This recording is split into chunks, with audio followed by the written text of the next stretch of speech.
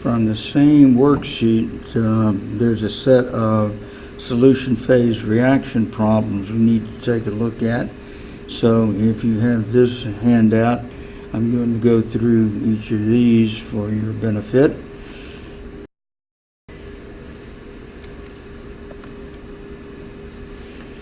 First problem, what volume of 0.250 molar nitric acid solution reacts with 44.8 milliliters of a 0.15 molar sodium carbonate solution? Looking at the equation, we see we have a 2-to-1 reaction ratio. So using solution data, we certainly want to use the molarity times volume as moles. So if we use that, then we want to equate the moles of nitric acid to the moles of sodium carbonate like this.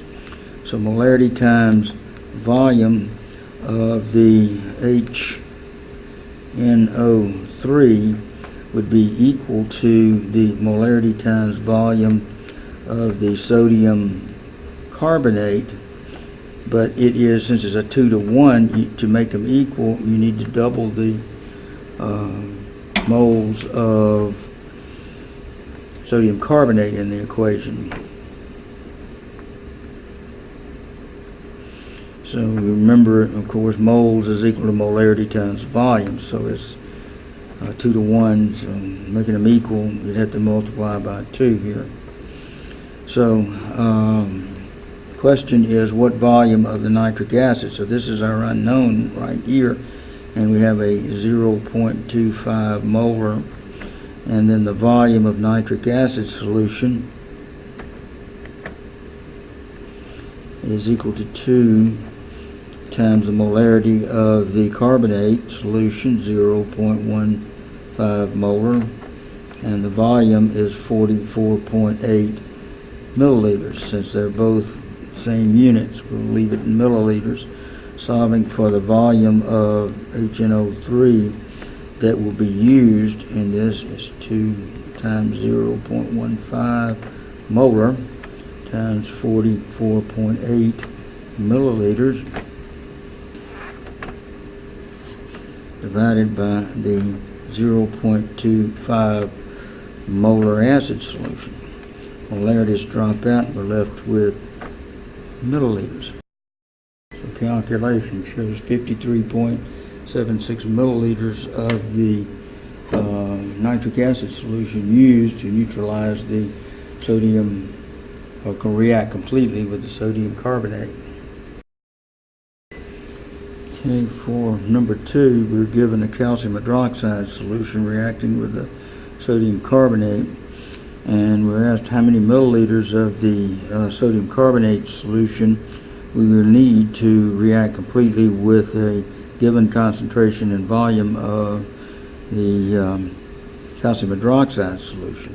So we're given in this 49.8 milliliters of 0.15 molar calcium hydroxide solution reacting with how many milliliters is the unknown of 0.35 molar of the sodium carbonate. Now this is a 1-to-1 reaction ratio, so the application of the molarity times volume equals moles, you can set these equal and solve for the unknown volume. So molarity times volume of the calcium hydroxide solution is equal to molarity times volume of the sodium carbonate solution. And we do not need to multiply the equations on either side because it's a 1-to-1 reaction ratio. Now, substituting 0.15 molar times 49.8 milliliters is now equal to 0.35 molar times volume of the sodium carbonate. solve for the volume of sodium carbonate. Solution needed is equal to 0.15 molar times 49.8 milliliters divided by 0.35 molar. That drops out and we get, so this works out to a 21.3 milliliter of the 0.35 molar sodium carbonate will be used to react completely with the calcium hydroxide. Now, number 3, how many milliliters of 0.15 molar sulfuric acid solution would react completely with 8.2 grams of sodium hydroxide? Now, in the solution of a problem like this, work from a mole standpoint, in which we want to convert all the data to moles. Well, molarity times volume is moles, so we'll use that since it's one of the objectives, milliliters. But this we have to convert to moles by dividing by its formula weight. Well, the formula weight is equal to 40 of sodium hydroxide is 40 grams per mole. So we have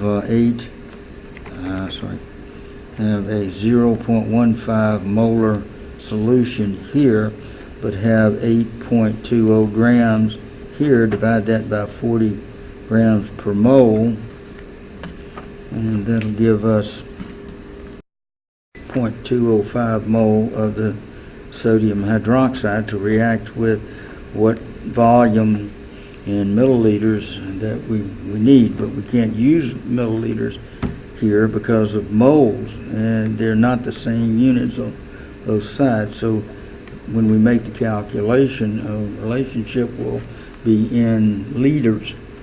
So molarity times volume of moles of sulfuric acid equals, well, reacts with twice as much sodium hydroxide. So to equate these, I'm going to have to double the sulfuric acid side.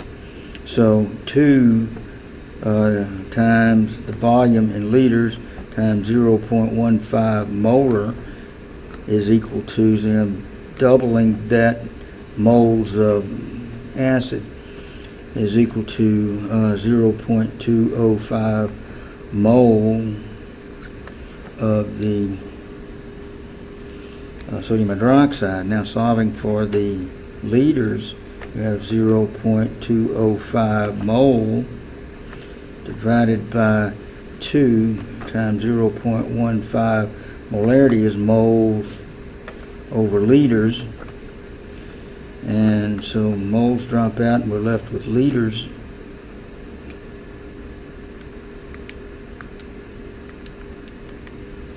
And that is 0.683 liters, and that translates to 683 milliliters.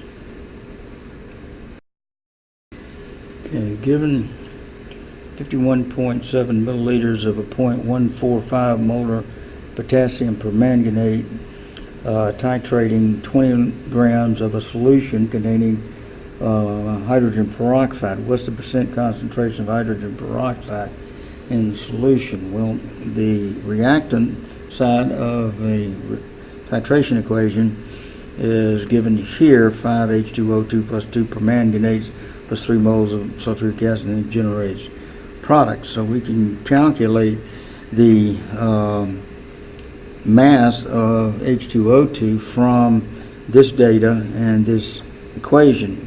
And so to do so, we need to get the moles of H2O2 that was neutralized or reacted with the given amount of the potassium permanganate. Well, the moles of potassium permanganate are molarity times volume in liters. So we have 0.0517 times 0.145 mole of potassium permanganate, like that. And that's reacting with some X number of moles of H2O2 over here in a 2:5 reaction ratio. Well, the moles of potassium permanganate used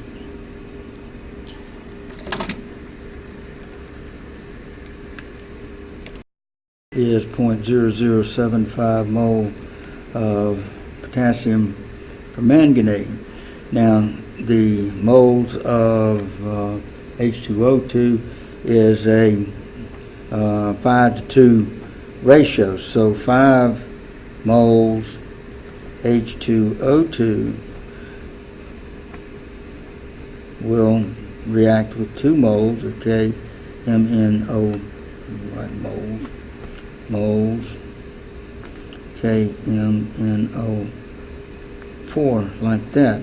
So the question is, well, how much H2O2 was reacting with 0.075 mole KMNO4 right here. So we're trying to determine the number of moles, and then we get the grams, and then we can get the percentage.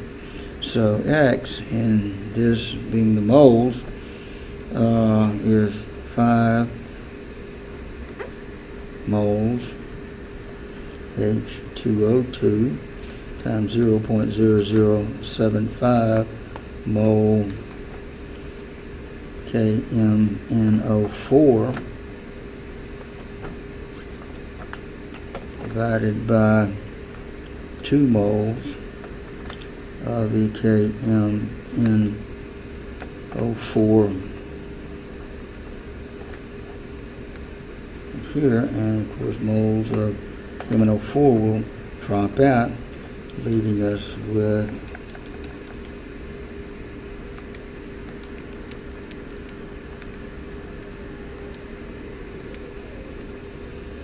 0.0175 mole of H2O2 used or reacted. Now, to get the grams of H2O2, we simply multiply by its formula weight, so 0.0175 mole times 16, 32 to the 34 grams per mole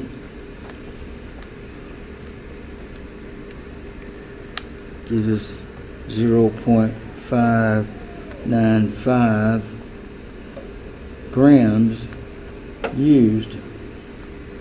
So now we can calculate the percentage H2O2 in solution is equal to 0.595 grams over 20 grams of solution times 100%, and that will give us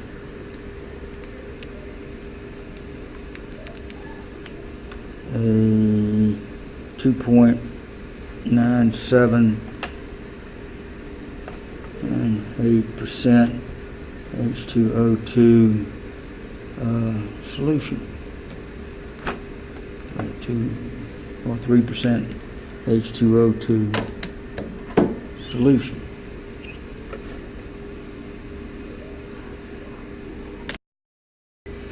In this problem, number 5, we're given a 3.33 gram sample of iron ore, and it's titrated with a potassium dichromate to determine the percent composition, percent of iron in solution. Now, one thing you need to be aware of is iron sulfate ionizes 100% to iron 2 plus the sulfate ion, and so when we determine whatever the number of moles of iron sulfate from the stoichiometry, we're also determining the moles of iron in the solution. And then we multiply that by the formula weight of iron and get the mass, and then divide it by 3.33 to get the percentage. So in this, we need to convert that to moles. So the moles of K2Cr2O7 is molarity times volume in liters. And of course that's a 0.0437 liters times 0.15 molar.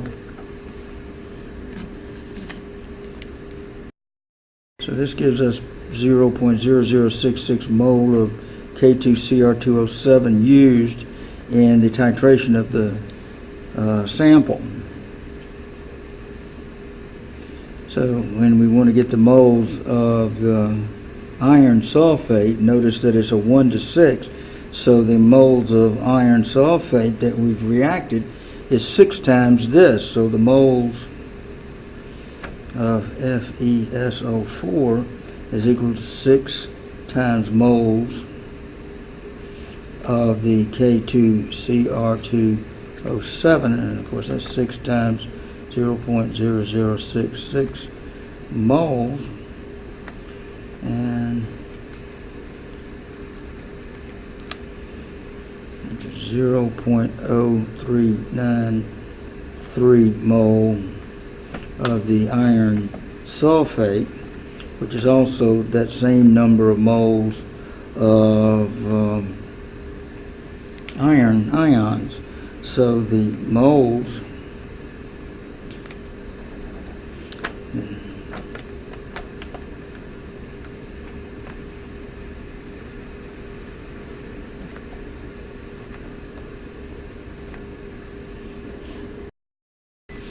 So the grams of the iron is 0.0393 mole times 56 grams per mole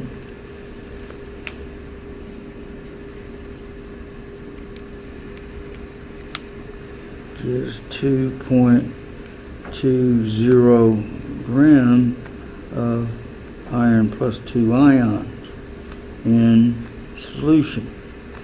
So therefore the percent iron in solution, which is iron 2, is 2.20 over 3.33 times 100%.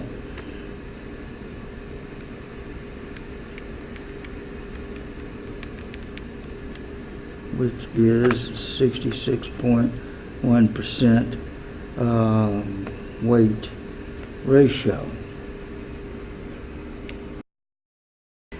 Okay, the last problem is 35 milliliters of 0.111 molar nitric acid is mixed with 33 milliliters of 0.8086 molar sodium hydroxide.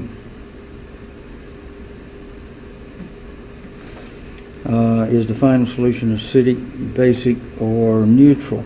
Well, the essence of it is you need to determine what the limiting reagent is, and anything that's not the limiting reagent is in excess. So since there's only two components, the one that's not the limiting reagent will be the defining factor in acid, base, or neutral.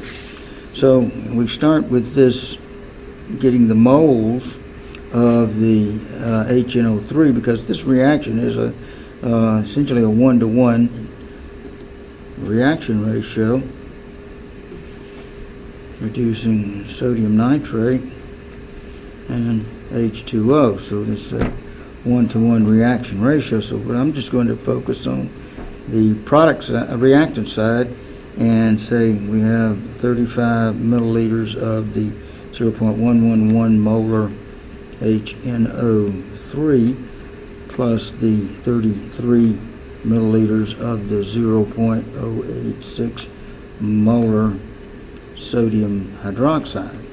Well, then this gives us, and we convert to moles, 0.033 0.035 times 0.111 mole HNO3 plus 0.003 times 0.086 mole sodium hydroxide.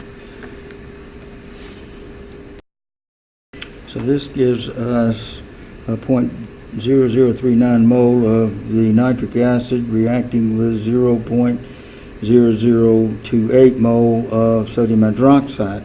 Well, since the sodium hydroxide is a smaller mole value, then all we're going to use is 0.0028 mole of the nitric acid. So the sodium hydroxide is the limiting reactant, because it is the one that goes away first, and the reaction stops once it goes away.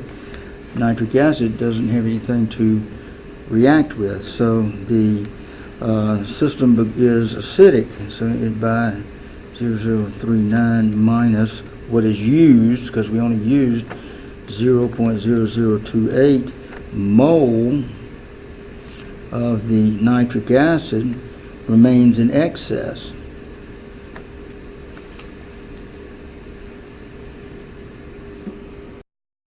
So this translates into an acidic solution after this quantity of base has been added. Now, for instructional purposes, we have what's the concentration of the nitric acid. Well, keep in mind we've mixed 35 and 33. So 35 plus 33 mil solution now,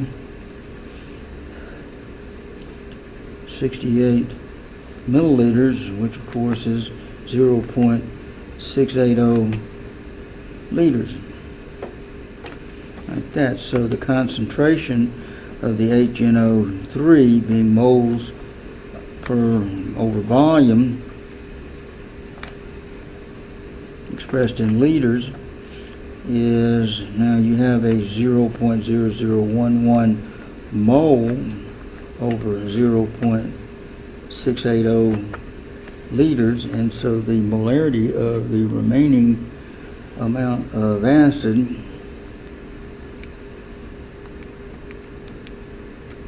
is 0.0016 molar in the HNO3.